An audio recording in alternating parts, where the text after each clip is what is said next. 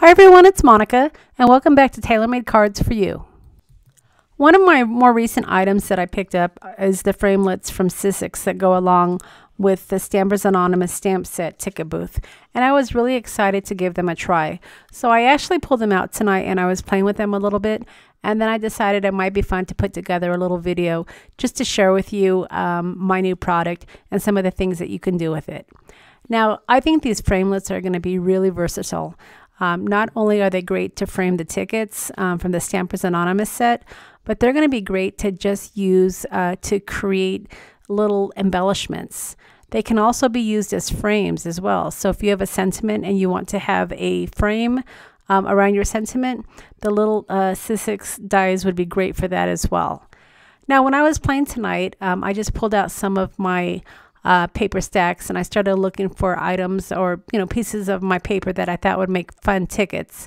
And as you can see, I framed this little Paris sign. So this could easily be an embellishment on a card.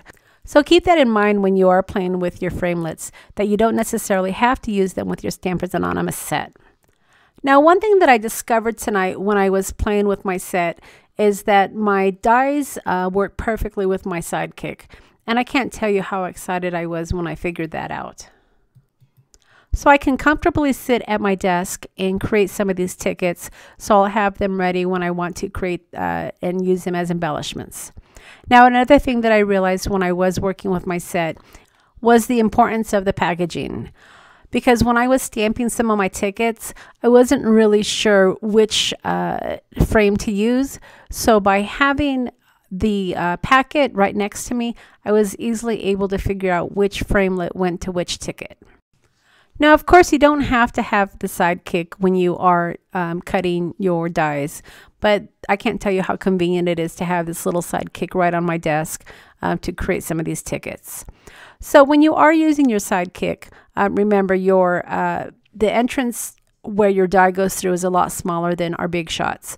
So one thing that I found you're going to want to do is when you do add your die around your stamped image, you probably want to add some washi tape, because if you don't, then that little sucker will move on you and it will not give you a perfect cut. So just make sure that when you are using your side cut or Sidekick to cut your dies, that you do add some washi tape to hold your framelit in place. So by having the Sidekick right on my desk and having all of my paper around me, along with my stamps and my dies, I was easily able to cut out several tickets.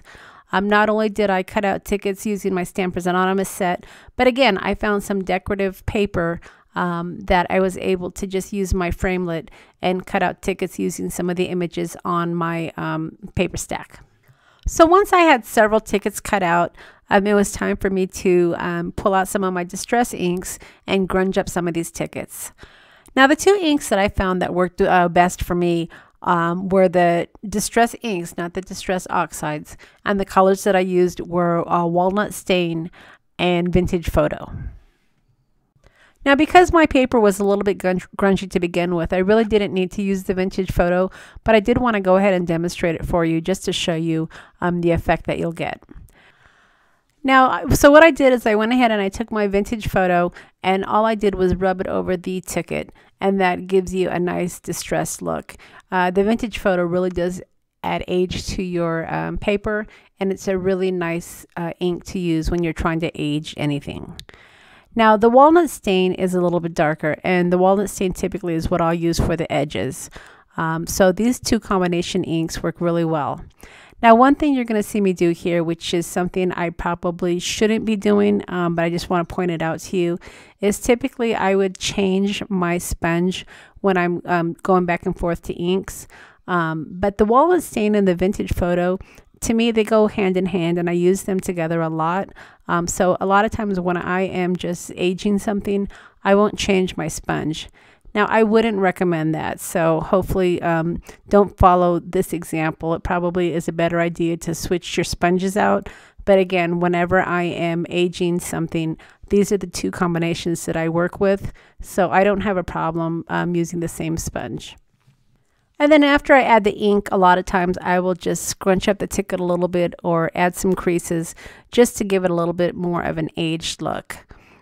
You could even tear it a little bit if you wanted to, but the paper that I'm using was pretty sturdy, and it was easy for me just to scrunch it up and age it up a little bit. Now, one of the things that I said earlier when I started the video is you can use these little framelits to frame sentiments as well. But not only can you frame sentiments, but you can also cut out the little flashcards that Tim Holtz has in his ideology collection. And at the end of the video, I did put together a card where I did that exactly. I used one of the flashcards and I cut out a little ticket for my sentiments.